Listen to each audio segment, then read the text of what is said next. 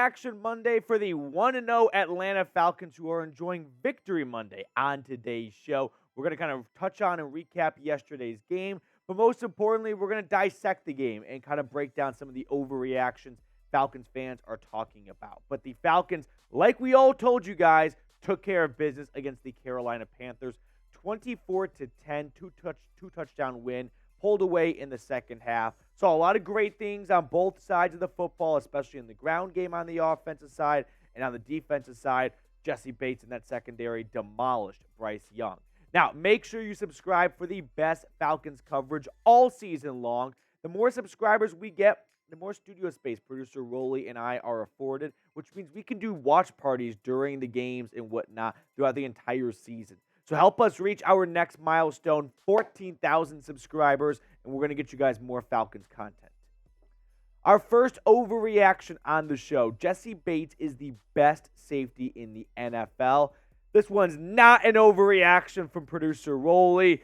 I think he might be drinking the Kool-Aid a little bit, but you know what? He was the best safety on Sunday, no doubt about that. This was a Jessie Bates masterclass performance because he's got that rare blend of elite ball skills, but also having the ability to stop the run like a linebacker.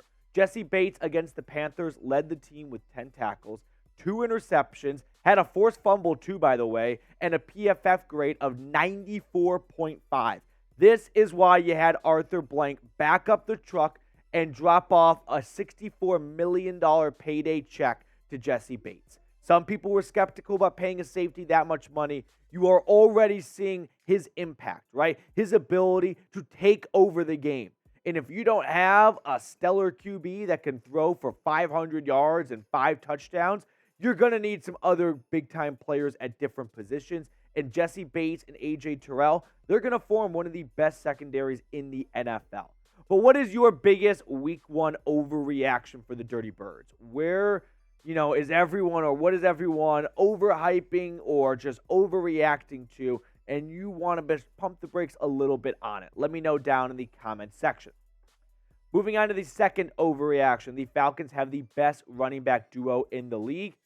Not an overreaction once again. This one I can really get behind. Rolly and I see eye to eye on this one because Bijan Robinson and Tyler Algier on Sunday combined for over 100 yards, 3 touchdowns, over 5 yards a pop, and in the receiving department, they were doing damage as well.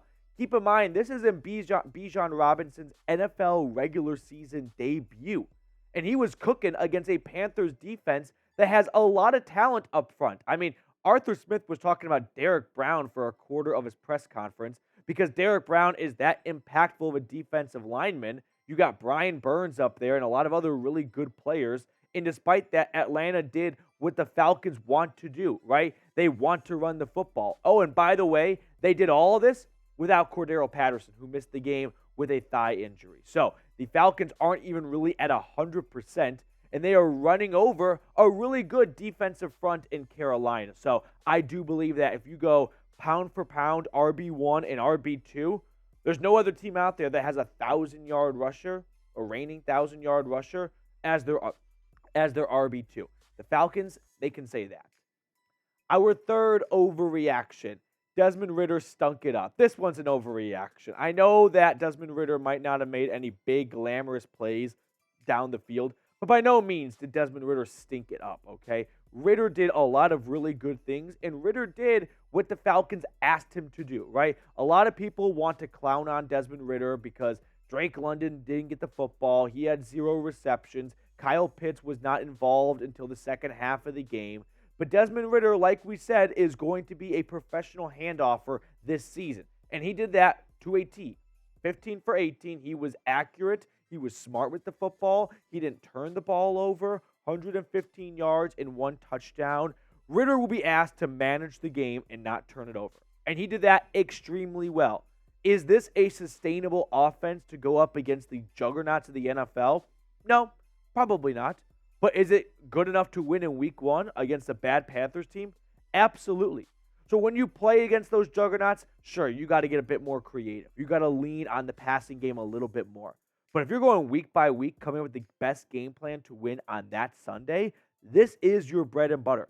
get Algier and Bijan Robinson the football, and then have Desmond Ritter manage the game and not turn it over, not take big risks down the field or anything like that. I'd like to see Drake London get involved more, of course, but he's going to get the football. He's not going to go the entire season without a reception. Just one target in the first game, but you're going to see London get involved more, and you're going to see the Falcons start to pick up a lot of momentum on the ground, and that's going to open things up for the passing department, right? Once those safeties start stacking the box a little bit, Desmond Ritter with a really strong arm will start uncorking some balls over to Matt Collins, Drake London, and Kyle Pitts. But grade Desmond Ritter's first game of the season. Scale it 1 to 10. For me, I thought it looked a lot like what we saw last season, right? Where he wasn't too risky or anything like that. He took what the defense gave him, and honestly, that's what you want to see. I'd rather see this than a Nathan Peterman 5-interception first half because Desmond Ritter is trying to push the envelope too much. I'll grade Desmond Ritter at a solid 5.9. I mean, for what he was asked to do, which was throw the ball just 18 times, he did it pretty well. Now, can he, hold these types of numbers if he goes up to 30 pass attempts a game? Probably not. But for now, 5.9. Moving on to our fourth overreaction today, the Falcons' offensive line stinks. I need to see more. It was not a glamorous first half. Brian Burns got involved in the pass rushing department. Ultimately, Atlanta knows that they're going to be successful. They've got to be successful up front. And the offensive line and just overall in the trenches got a lot better in the second half. But the Falcons averaged 5 yards a pop. They ran for 130 yards. That's good. The bad, Desmond Ritter got sacked 4 times.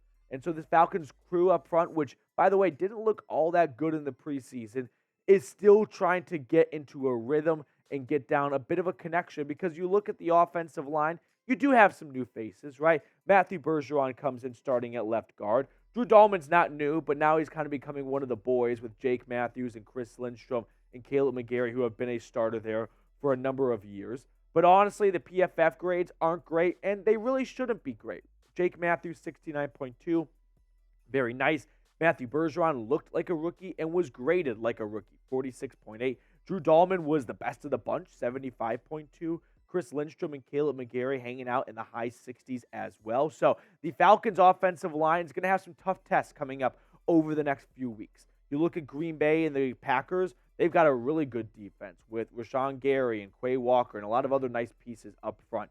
The Detroit Lions under Dan Campbell, they just want to bite kneecaps, and Aiden Hutchinson leads that charge. And then you got the Jags, who have 2 very notable first-round picks, Josh Allen and Trayvon Walker. So these 3 teams coming up all have really good defensive lines, and the Falcons' offensive line needs to get their act together going into week 2.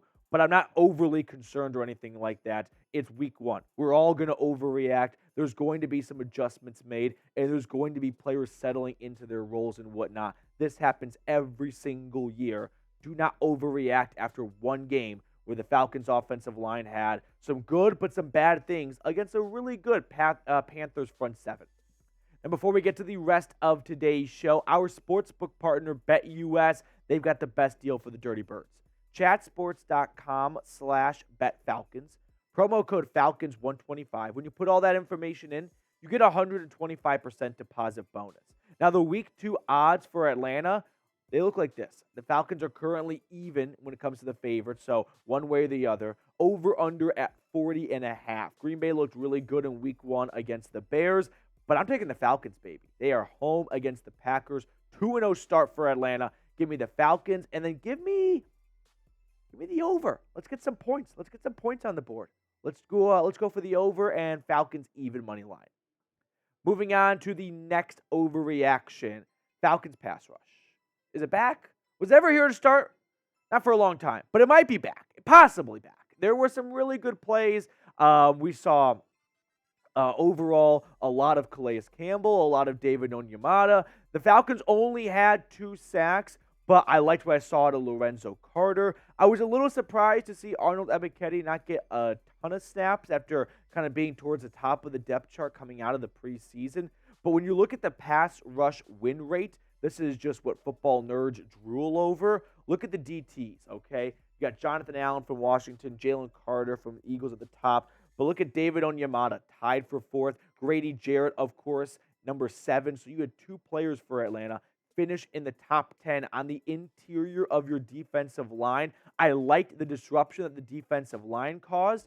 Now I want to see the pass rushers, right? The guys who are being paid to get after the quarterback solely. Bud Dupree, Lorenzo Carter, little bit of Caden Ellis. Let's get those guys going. Let's get those horses off their reins and just unleash them, Ryan Nielsen. Because the defensive line for Atlanta showed some good moments, but the pass rush definitely looked a lot better than what we saw last season. So I like the big step forward against a mediocre at best Panthers offensive line. But the Packers have a good offensive line. The Lions have a good offensive line. The Jags so-so. So there are some tough tests coming up for this defensive unit for Atlanta when it comes to the pass rush. But they might be back. Just going to put that out there. So if you are hyped about being 1-0, type me down in the comment section. I always like ending videos on some sort of question like this because it's also a really good measuring tool so I can figure out who's watching all the way until the end of the video. So type me down below if you love that Victory Monday 1-0 feeling for the first time in 6 years for the Falcons. That's going to do it for us on today's show. Thanks so much for taking time out of your Monday to come hang out with producer Rolly and myself. We will sign off. We'll let you guys go enjoy the rest of your Victory Mondays, and we will reconnect on Tuesday.